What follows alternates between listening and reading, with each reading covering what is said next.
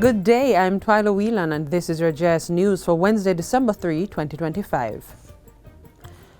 Finance Minister Favour Williams has announced a $29.3 billion increase to the country's $1.3 trillion budget for this fiscal year to support post-Hurricane Melissa national recovery efforts. The additional spending was outlined in the third supplementary estimates tabled in the House of Representatives on Tuesday. Minister Williams says the increased allocation is necessary to address the extensive damage caused by Hurricane Melissa and to ensure the continued operation of essential government services. The Ministry of Economic Growth and Infrastructure Development will receive the largest share at $7.2 billion for road infrastructure and procurement of 3,300 containerized folding units of housing. The Ministry of Local Government and Community Development has been allocated $4.6 billion to help with post-hurricane relief efforts, fund the National Solid Waste pre- and post-hurricane cleanup, and it has gotten some support as well to the municipal corporations in that allocation. The Ministry of Tourism will receive $3.4 billion to support the recovery of the tourism sector, while the Ministry of Water, Environment and Climate Change has been allocated $3.2 billion for ongoing restoration of water and sewage networks. Another $3 billion is earmarked to support relief and recovery in the agriculture and fisheries sectors and $1.5 billion for repairs to critical utility infrastructure. Prime Minister Dr. Andrew Holness and Finance Minister Favour Williams met on Tuesday with the heads of international financial institutions to outline next steps following their commitment of $6.7 billion towards the country's recovery efforts.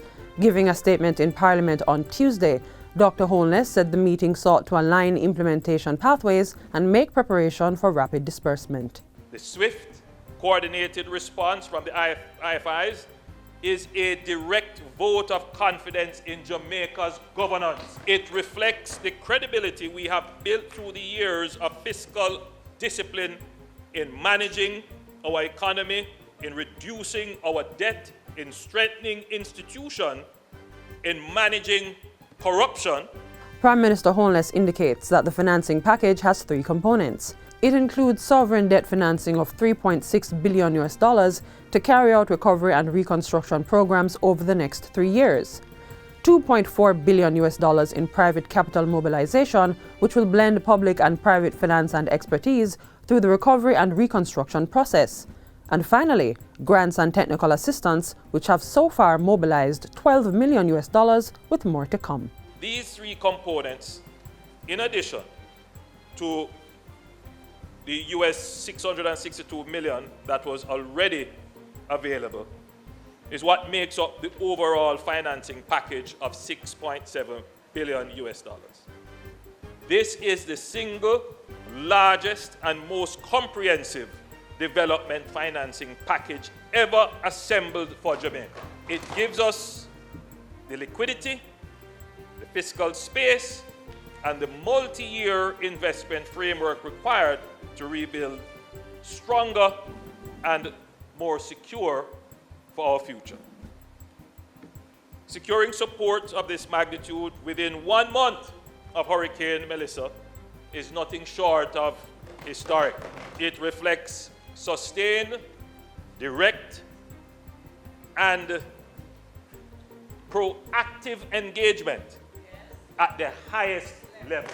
Meanwhile, Prime Minister Holness asserts that resources being mobilized are aligned with a clear, disciplined, multi-phased national reconstruction strategy.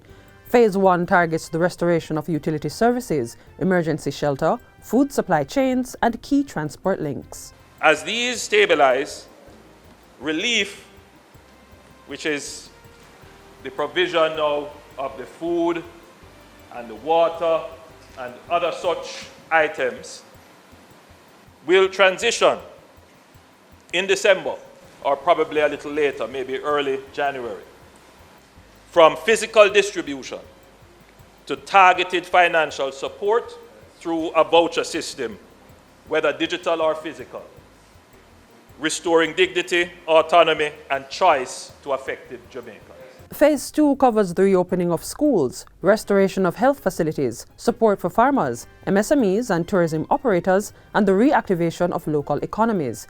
Dr. Holness emphasizes that the Development Bank of Jamaica has launched its Business Recovery Program, providing a comprehensive package to restore operations across these sectors. To capitalize this program, Cabinet has approved $3 billion Jamaican dollars in funding for the remainder of the 2025-2026 fiscal year.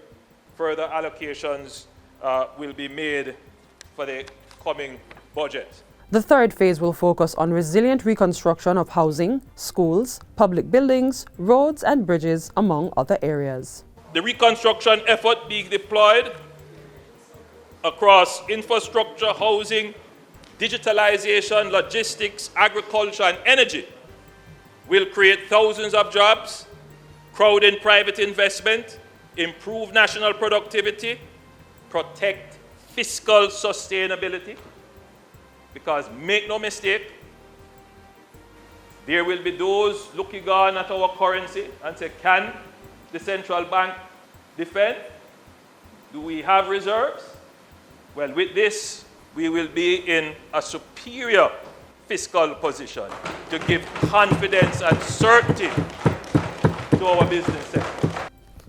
Still in Parliament, it was also announced that Jamaica has secured over $90 million in climate funding to support the country's recovery efforts.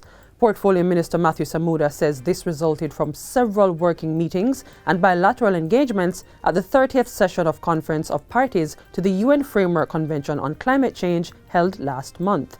Among the outcomes is access to $50 million through the Clean Energy Fund, CTF, at deeply concessional rates as a sub-portion of Jamaica's program with the World Bank. Minister Samuda says opportunities exist for Jamaica to obtain a portion of this fund as a grant, owing to the exceptional circumstances brought on by Hurricane Melissa. Meanwhile, an extraordinary allocation of $20 million in grant funding has been requested under the pilot program for climate resilience. In addition, up to $20 million is available from the Fund for Responding to Loss and Damage, FRLD, for a maximum of 2 projects. An invitation has been extended to the FRLD Executive Director to visit Jamaica on a working mission. A notification was formally given of Jamaica's intent to submit 2 projects to the FRLD, one for budgetary support to government through programs, and the other through a direct access entity, which is likely to be JIS.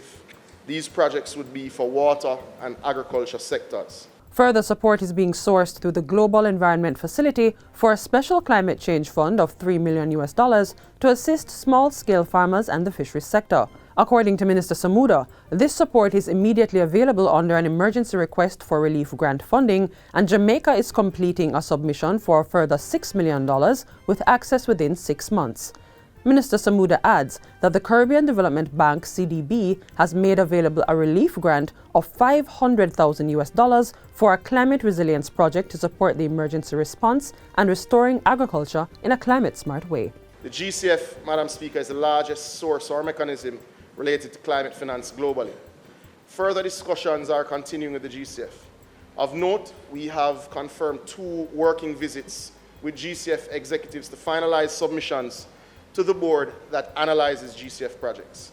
Currently, we have passed the technical review stage for over $170 million of projects that are scheduled to go to the GCF board over the next 2 cycles, meaning the March board meeting and the June board meeting. And finally, after decades of dormancy, sugar production is returning to Monimus Clarendon, backed by a $50 million investment by Tropical Sugar Company Limited. The redevelopment was launched with a groundbreaking ceremony in Lioneltown on Wednesday. The project will return 13,000 acres of former sugar lands to structured agricultural production and establish a modern agro-industrial facility that will produce brown, refined and liquid sugar, ethanol, renewable power and bottled water.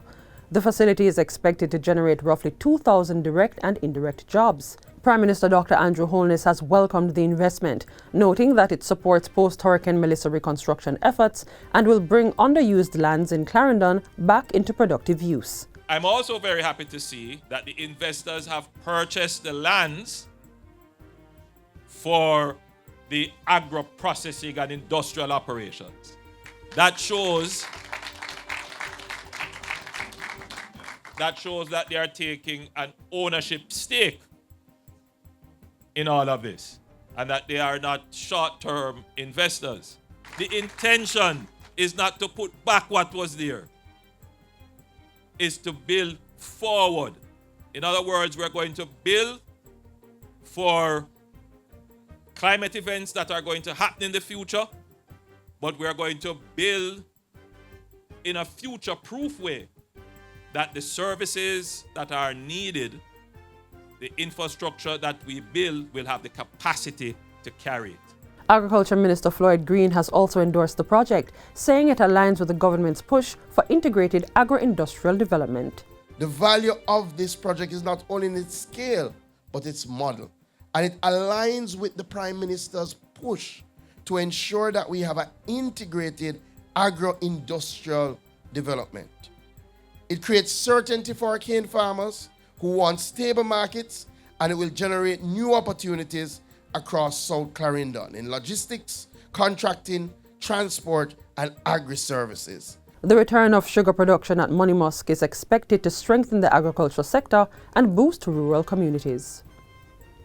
And that's it for JIS News Today. I'm Twyla Whelan. Thanks for watching.